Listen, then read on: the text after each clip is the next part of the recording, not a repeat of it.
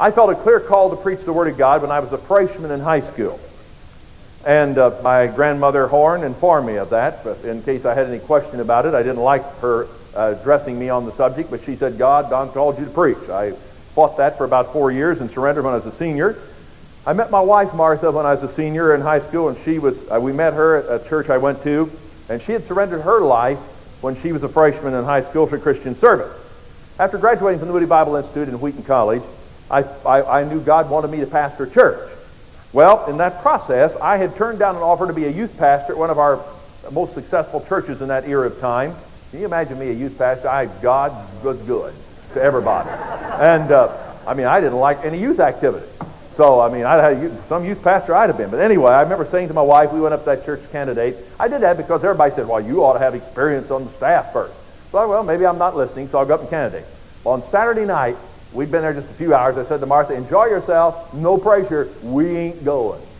So anyway, pardon the grammar, but be that as it may, God guided in that. Then I came back, and there was a church, a Baptist church not far from here, that wanted us to consider the pastorate there, and I refused them and never went over there because they were not sound doctrinally. They were associated with a group that was liberal theologically, and that's not for me.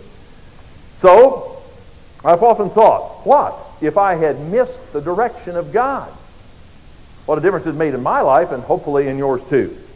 But anyway, after graduating from Wheaton, my wife and I moved to Crawfordsville.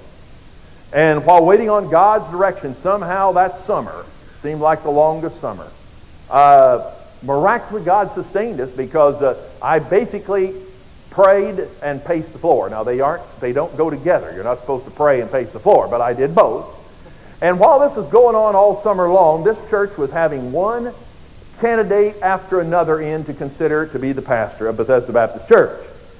And finally on last Sunday of August in 1959, the pulpit committee of Bethesda Baptist Church was preparing for a church vote on Wednesday night. And that vote was to determine which of 7 candidates, this is going to be a popularity contest basically, which one of those they were going to call as pastor. Since they had their candidates lined up and had no preacher for the last Sunday of August, they discovered my name was in a pile of material somewhere as a potential pulpit supply. I wasn't even turned in as a candidate by my pastor at Pleasant View in Crawfordsville, just a pulpit supply. So they thought, hey, he's close and he's cheap, so we'll get him. And so they contacted me and asked me to fill the pulpit that last Sunday. I remember distinctly, as I stood behind this desk, came to stand behind over there in what's now our kindergarten building, this little building on the picture of your bulletin. I remember distinctly the chairman of the deacon board that Sunday morning getting up and saying, here is Don Tyler. He has come to preach today. I don't know whether he's a candidate or not. Let him tell you. Well, amazingly, God gave this 23-year-old kid, I was barely 23, closer to 22, the sense not to answer the question. Instead, I just got up and preached my first sermon about leaving our first love, as taught in the book of Revelation chapter 2, where I'm preaching that sermon tonight. Not that sermon exactly, because I don't know where that sermon went to. Probably the same place my 38 suit went to. But anyway, I just got up and preached. And amazingly, God moved on hearts that day. People put their hands up for prayer, and there was a moving of the Spirit of God. Since no one had even considered us as anything but a pulpit supply, even regard us anything but that, we were farmed out for lunch and entertainment with a family that had no position, no influence in the church, and in fact, they were all balled up doctrinally, in my opinion. So there was nothing going on. By the end of the evening service, following my message that night was Prepare to Meet Thy God from Amos 4:12, the leaders of the church approached me and said, would you come back as a candidate for the pastorate? Well, I had an engagement the next Sunday, so I said, okay, I can come back the second Sunday of September. Now, the interesting thing was, they were going to vote Wednesday night to call one of these 7 fellows. Nevertheless, when my wife and I left the church, and she will remember this, when we left that church, it's as clear as like yesterday, we had a conviction, a feeling, and some sense that God was going to put us here. We were to pastor this church. I have never had anything like it in my life before or since. When my wife and I left the church, and she will remember this, when we left that church, it's as clear as like yesterday, we had a conviction, a feeling, and some sense that God was going to put us here. We were to pastor this church. I have never had anything like it in my life before or since. So we went back to Crawfordsville, Indiana, and they went about having their Wednesday night meeting to call one of these 7 guys. Shortly later that evening, that Wednesday night, the chairman of the deacon board called me on the telephone, and he said, "We have called you to pastor Bethesda Baptist Church." Now, we never candidated. I never have candidated. I said, we were probably the youngest of all the 7, yet God clearly opened the way, and of course, since we had that conviction, I said, "Yes, I'll come." Right then on the phone. And interesting enough, in accepting the call, I'd never been interviewed by the deacons or a so-called pulpit committee or even met with them. I didn't have any great details about the church. Had I'd have been scared stiff. If I'd known what was wrong with them, buddy, I probably would never come. Ignorance was bliss. And the starting salary on that Wednesday night phone call was $75 a week, plus the use of the parsonage on South Grant. We still have the old parsonage over there. No insurance, no car, gas, nothing. That's it, buddy. And upon arriving at Bethesda, we came to the church that's located down two gravel roads, intersection, 2 gravel roads. I mean, don't you hate driving down a gravel road with the dust on you? We had, when this thing grew in the 60s, we just had a dust storm going on. I doubt you'd get people to come down a gravel road to church much today. But anyway, there we came down the gravel road through a crooked bridge that they didn't have it straight. Good Republicans wanted to save money, so they built it following the creek instead of the road. Anyway. And we got here, and there was this little building over here, 31 by 46 on an acre ground. They were in a big building program, folks. Been in business since 1851. In a big building program. They were putting in indoor toilets. They had 2 brick outhouses. Now, they were state-of-the-art. They matched the building. I wish I had a picture of those things. I wish I had a picture of that. But anyway, they were using brick outhouses behind that building, and they were in a big building program putting in indoor toilets.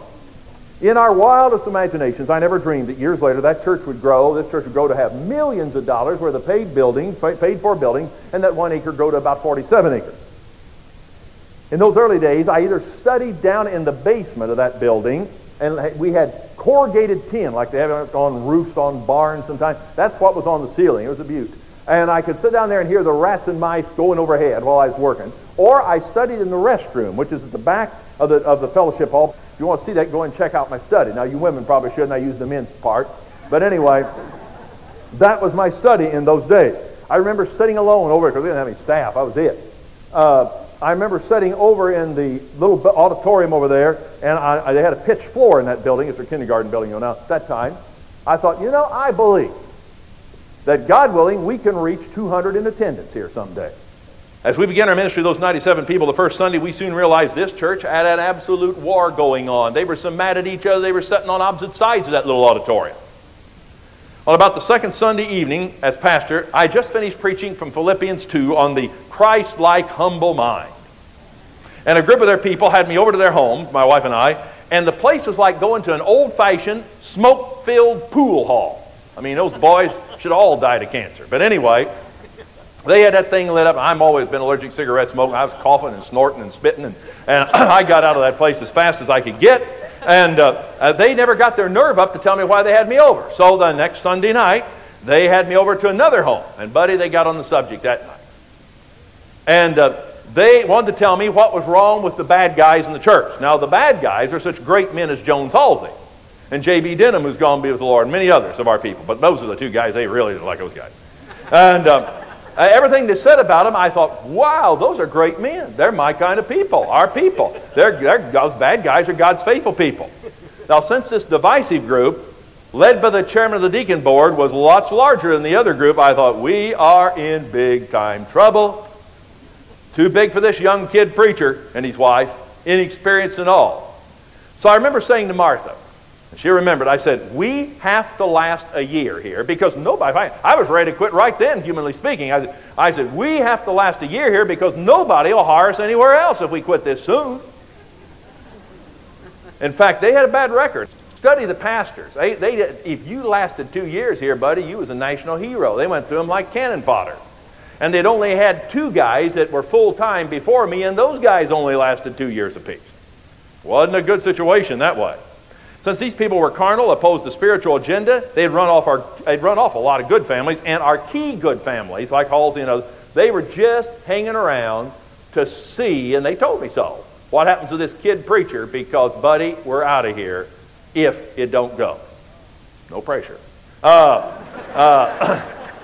I sincerely believe, had God not stepped in, it wasn't the kind of area it is right now.